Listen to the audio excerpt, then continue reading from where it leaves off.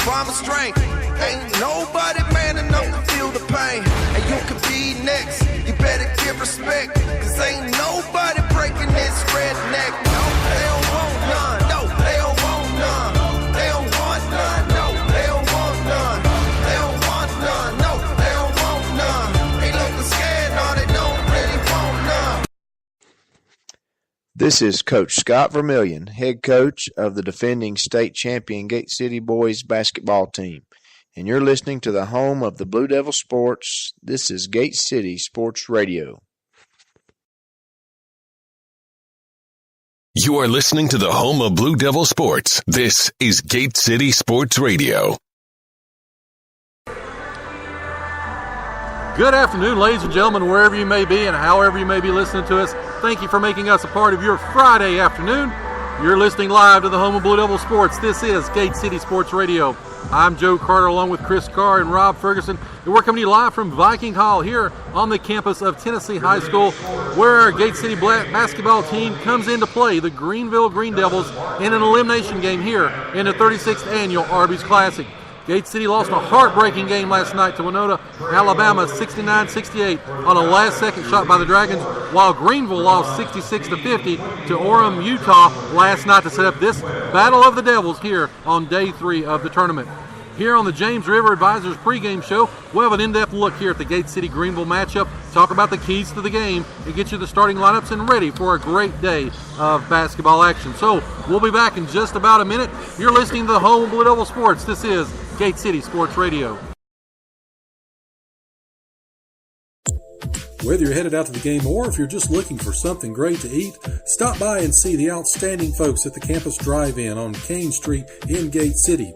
Campus Drive-In supporting Gate City Athletics for over 60 years, and they have a tremendous selection of breakfast, lunch, and dinner items, and they're open 7 days a week.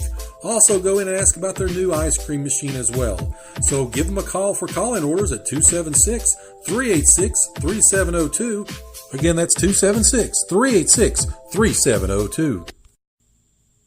You are listening to the home of Blue Devil Sports. This is Gate City Sports Radio. And we're back here. Not as much time in between games. Again, only about 5 minutes away till tip-off. So, Chris, let's talk about a few of the keys to the game. I think the first thing, Gate City's got to come out with energy and focus, playing only 17 hours earlier and losing that heartbreaking game. I think it's maybe taking a little bit of physically and mentally out of the team. They've got to come out, and it's going to be a test of resolve. Again, just a reminder, though, Gate City did the same thing last year, losing in the first round, winning then 3 straight, going to the 6th place game. But again, they've got to come out with energy and focus today. I agree, and one thing I think that was going to be a particular challenge, there is nowhere near the crowd this evening or this afternoon that there was last night. I'd say not even half the crowd. Yeah. And mentally, I think it would be hard to get up for a game when the arena seems as empty as it is.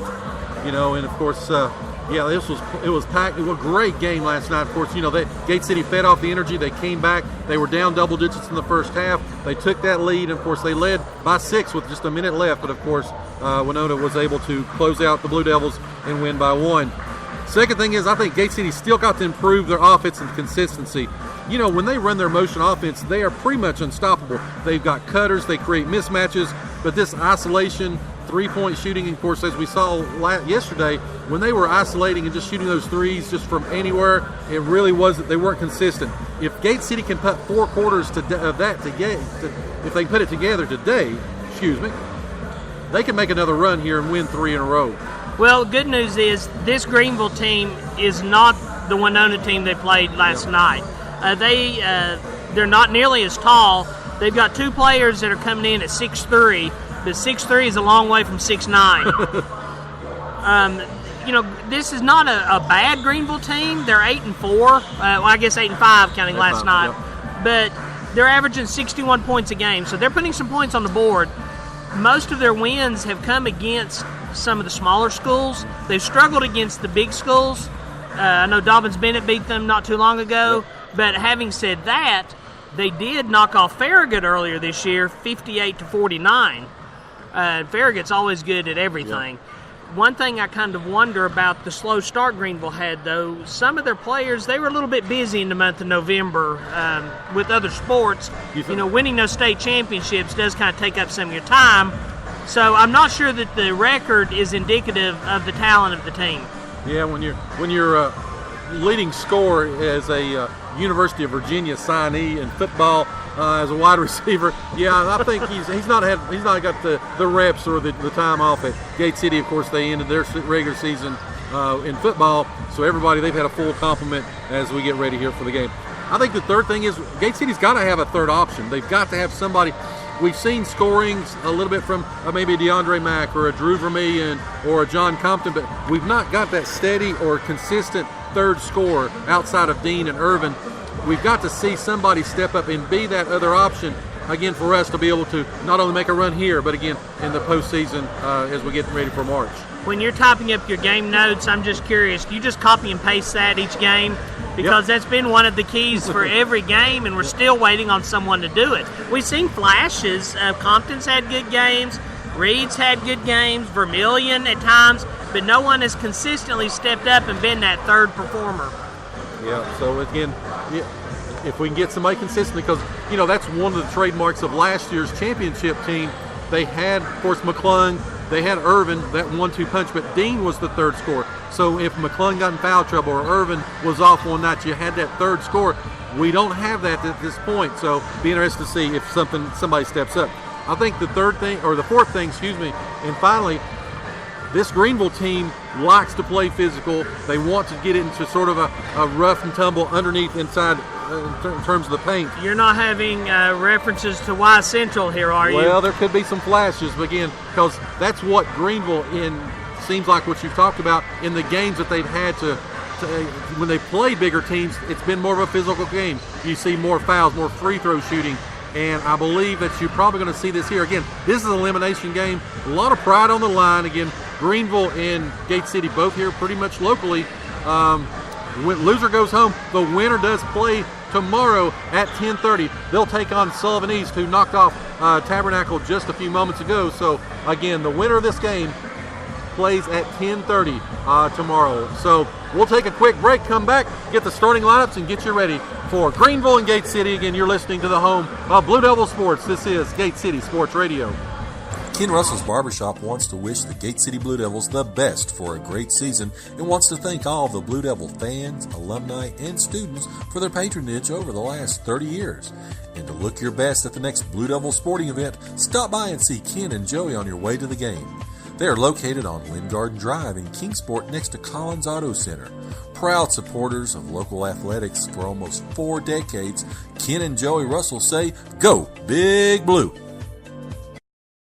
You are listening to the home of Blue Devil Sports. This is Gate City Sports Radio.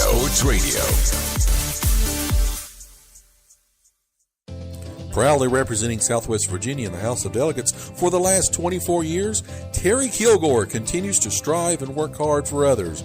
Just like our Gate City Blue Devils proudly represents our school, our town, and community. Delegate Kilgore, a proud Gate City alumni himself, wants to thank the residents of the 1st District for their trust and support over the years as he's continued to voice our needs and concerns in Richmond to make our region a tremendous place to live and work. And on behalf of Delegate Kilgore and his family and staff, they say, "Go Big Blue!"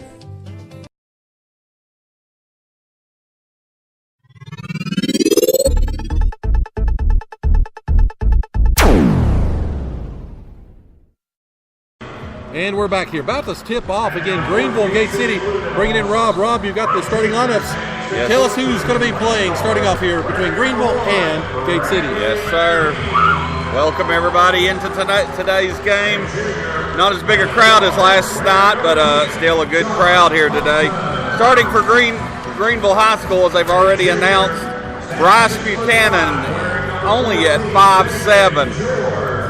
He'll be starting at guard. Jordan Gillespie, he was unable to play in the first game. He'll be starting tonight at the second guard. Austin Levin, 6'3", forward. Javon Gillespie, 5'11", guard. And at the second forward, Tyler Morris, number 33. Again, their head coach is Mr. Brad Woolsey.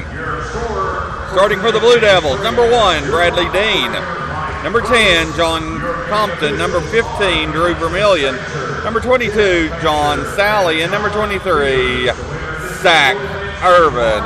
Our Gate City Blue Devils are under the direction of head coach Scotty Vermillion. As we're ready to tip it off here this afternoon for today's game, as Greeneville will be taking on Gate City. Irvin gets the tip. He's looking to drive the baseline. He passes it back out. Goes around the horn to Vermillion, back over. As Irvin gets the ball over in the far post, looking to drive. He's going to have to get some help today as we get a give and go to Irvin. Great pass from Vermillion over to Irvin, 2-0. Not the huge crowd. You know, last night on every basket the place sort of erupted. Yes. Again, that was a little bit calmer. Again, 2-0, 7:30 here, first quarter. Greeneville tries a tested three-pointer that is no good. As Irvin with the ball going to drive, and there's going to be an early foul out front on their guard. As, again, Irvin looking to take the ball. Joe, as you and Chris talked about in the pregame, we're going to have to get a little more help from the other players today. We've got to get that third score, that third threat again. When either Dean or Irvin's, lagging, we've got to have somebody else be more consistent. Dean from 10 feet as the inbounds pass comes in. He drives past the foul line and shoots and gets nothing but net. Gate City leads 4-0. We're a minute into the game. Another long three-pointer off to the right. Rebounded by Gate City. Here comes Compton. Compton gets it over to Dean. Dean has the ball at the top. Screen set, but he decides to go the other way. Long three-pointer. Bang! Bang! Bradley Dean, a good sign since he missed his first 6 yesterday. Gate City leads 7-0. We're only a minute and a half into tonight's game. Again, Greeneville unable to drive. Gate City in their man-to-man defense. Much smaller team tonight as they're playing. Again, one of their guards says 5'7", and I don't know if he's 5'7" or not, but a great pass underneath to Austin Lovin as he banks one in. Vermillion wanted to shoot the three, but he passes it over to Dean. Dean going to bounce the ball into Irvin. He's going to get a wide open layup and good. Their guard went for the steal, and Irvin had an easy layup, Joe, to the basket. A whole lot different defensive than we were looking at last night. Again, the defensive pressure of Greeneville, nothing near what Winona was able to put on Gate City again. Gate City with that 9-2 advantage. 5:40 left, first quarter. And Greeneville's a very good team. It's just what we saw last night as we got a blocked by George. I want to correct that. George has started today instead of Sally. Give George the starting nod today as Greeneville has the ball. They're going to drive inside, and that's going to be a charge. Yes, sirree. Who took that charge? That's Vermillion. That's something we talked about. The stuff that doesn't look in the scorebook, Vermillion does a lot of that stuff. He takes the charges. He gets those rebounds when they're needed. Checking into the game, of course, John Sally and Luke Reed. Of course, Reed gives them great balance off the boards. Of course, Sally maybe a little bit more offensive punch than George. As again, 5 minutes left here, 9-2 first quarter. For the first time in the tournament, we may have a taller lineup than our opponent. Irvin for a deep three off the front of the rim, no good. Reed tries to rebound, but it's wrestled away by the Green Devils. Green Devils looking to drive the ball, but it's stopped by Dean on the far right corner. As they bring the ball up front again, their little guard, when I say little guard, he's motioned at 5'7", and he's all of about 5'5". Great move inside. Tyler Marsh again with the basket. 6'3" forward, playing really good at the first part of today's game. Dean, another long three, no good. I don't think that hit anything, did it, Joe? Didn't hit anything. It Wow. hit the floor. That was something we forced right there. That was not needed. Didn't even